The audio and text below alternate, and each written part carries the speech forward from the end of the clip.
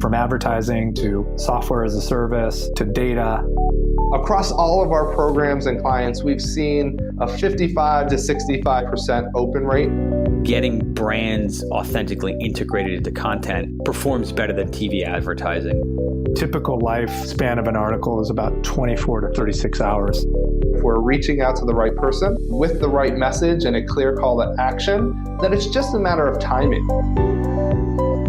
Welcome to the MarTech Podcast, and I Hear Everything production. In this podcast, you'll hear the stories of world-class marketers that use technology to drive business results and achieve career success. We'll unearth the real-world experiences of some of the brightest minds in the marketing and technology space so you can learn the tools, tips, and tricks they've learned along the way.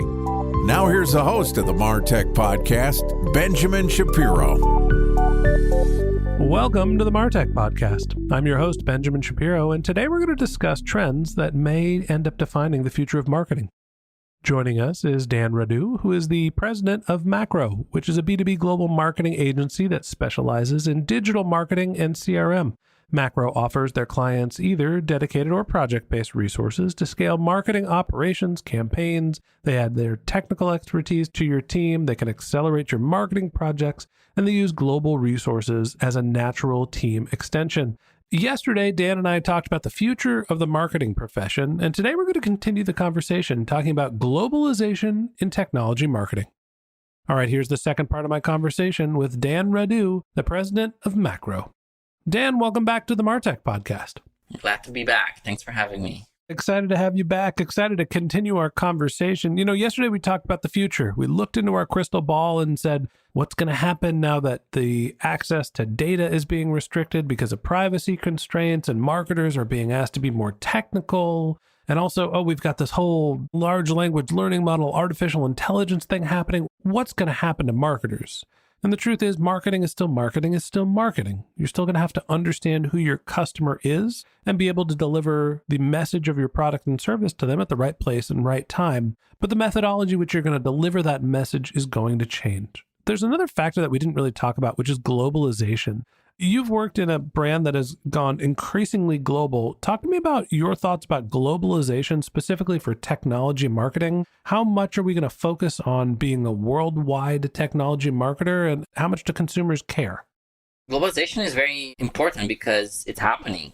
So a lot of marketers, as companies grow, and growth is definitely one of the objectives of marketing, is to then go after a global market. If you're a company that develop technology in the Bay Area, you go national and then you go global. So at one point, you need to have regional offices. At one point, you need to have global partners to support you. At one point, you have to comply with regulations like GDPR in Europe or other parts of the world. So you mentioned a couple different factors there when we talk about globalization. One, are your customers global? And two, how are you running your global organization? Let's talk a little bit more about finding customers across borders. Do you think that's something that's going to become more common, easier? Are people going to start businesses that are still focused on one language, one country? Or is it going to be easier down the road to be able to globalize and focus on a worldwide market? One of the things that we're doing and we're trying to help companies is be a partner with digital marketing experts that speak multiple languages. They're able to work with regional marketing managers that are able to support localization of campaigns and cater the marketing message to a local market. So I understand that it's something that you're trying to help brands with. Do you find that globalization is becoming more of a focus for your consumers? Or is this something that's sort of static? When a business grows, they start thinking about other businesses. Are people starting to think globally, or are they expanding from one market to the next? I think we will become much more interconnected, and we do have to expand globally. I think maybe some geopolitical dynamics will evolve. Possibly what used to be called BRIC countries might evolve into an even bigger market, and that's going to become very important for companies to expand. And when you think about the process for globalization, is the technology helping marketers make it easier to globalize, or is it the same challenge that it was 10 years ago? Some things are easier. There's more tools for a lot of the translation that it's requiring, a lot of the localization. But I think some of the business challenges are the same. It's the same regulations, lack of expertise, very hard to reach the global markets. So you've also expanded your team to be global. Talk to me about the process of finding talent outside of your borders. Well, we've always been global, and we have multiple entities in the world that help us employ people, bring resources to our global marketing teams. What has helped us is a global perspective, making sure that we are accommodating everybody globally in our culture, in how we work, in accommodating different time zones, taking into account different regional holidays when people are available to work like that. All of those make a difference in your team. And when you think about finding global talent, you've done a nice job of this expanding beyond just your home in Toronto in Canada to where you're originally from in Romania and a couple other places. How have you figured out how to manage the process of finding the right talent across the world?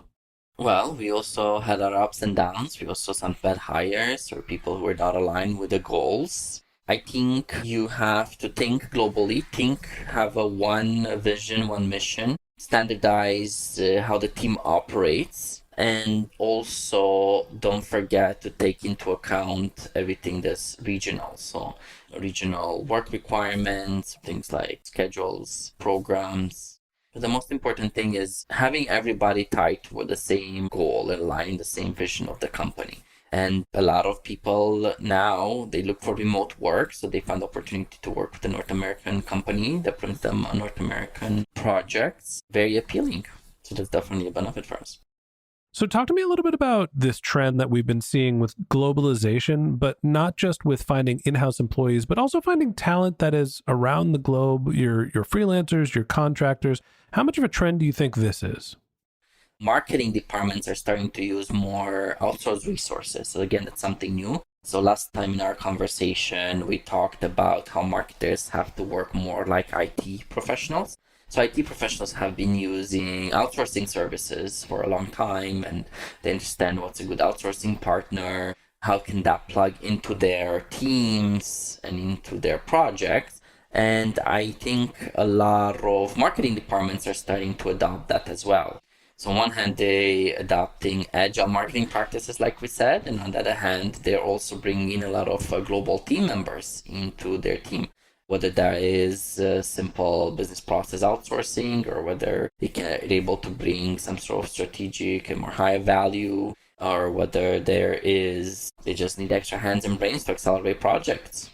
So it's one of the things that we've focused on a lot with building our team is we're a remote team around the world. We've got freelancers and contractors everywhere from the United States, Canada, Germany, Mexico, the Philippines, Egypt, all over the world. As teams like ours start to expand and they're focused on using technology to communicate, are there any secrets that you've discovered to make sure that people stay engaged and that the teams continue to function like they were in-house teams? Keeping the people engaged in the team is super important.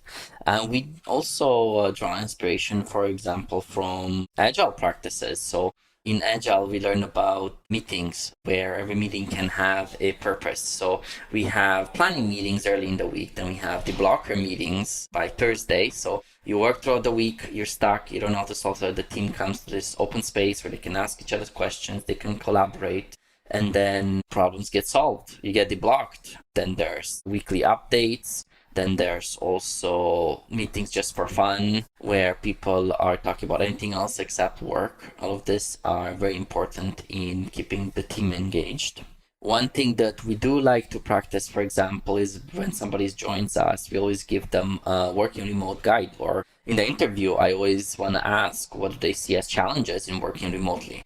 Whether they get bored, whether they have cabin fever, whether, how easy for them to relate to people. We have a survey where we constantly ask our staff how easy it is for them to relate and collaborate with other team members.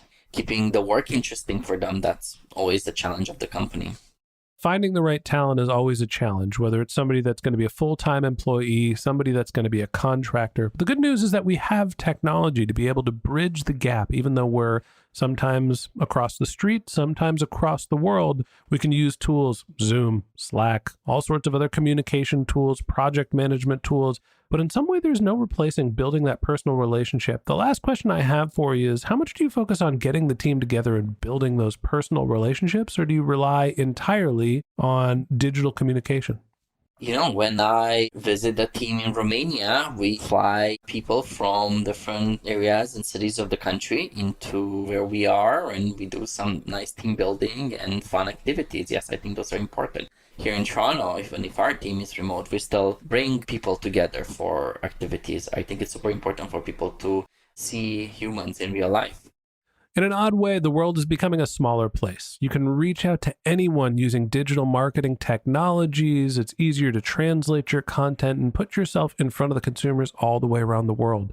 On the flip side, it's also becoming a lot bigger. It's harder to stay in touch with the people that we work with on a regular basis. We're seeing this technology trend make it easier for us to reach customers and sometimes harder to stay connected. It's an interesting time in marketing, but globalization is a trend that there is no stopping. And that wraps up this episode of the MarTech Podcast.